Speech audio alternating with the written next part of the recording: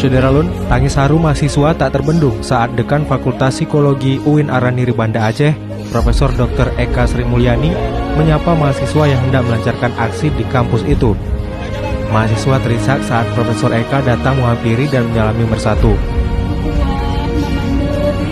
Mereka menangis karena Profesor Eka baru saja mengundurkan diri dari jabatannya sebagai dekan.